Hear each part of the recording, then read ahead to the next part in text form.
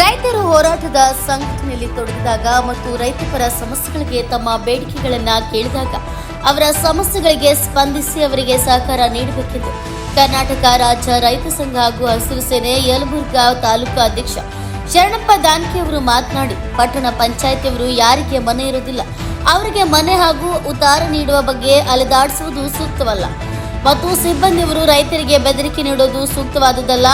ವಿವಿಧ ಇಲಾಖೆಯ ಅಧಿಕಾರಿಗಳು ರೈತರಿಗೆ ಸಿಗಬೇಕಾದ ಸೌಲಭ್ಯಗಳನ್ನು ಪ್ರಾಮಾಣಿಕವಾಗಿ ರೈತರಿಗೆ ಮುಟ್ಟಿಸಬೇಕು. ಇಲ್ಲದರೆ ಶ್ರೀಮಂತರು ಶ್ರೀಮಂತರಾಗಿ ಬಡ ರೈತರು ಬಡವರಾಗಿ ಉಳಿತಾರೆ.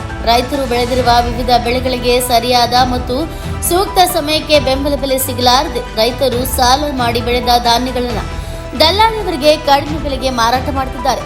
ಇದರಿಂದ ರೈತರು ಸಾಲದ ಸಂಕಷ್ಟಕ್ಕೆ ಸಿಲುಕಿ ಸಾಯುವ ಪ್ರಸಂಗ ನಡೆಯುತ್ತಿದೆ.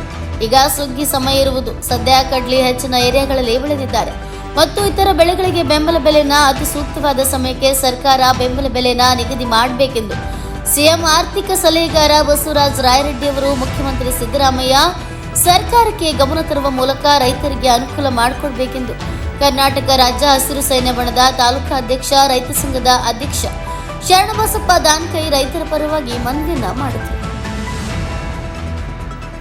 ಸಿಆದಿ ಎನ್ಕೆಎಸ್ 4 ಕೊಪ್ಪಳ.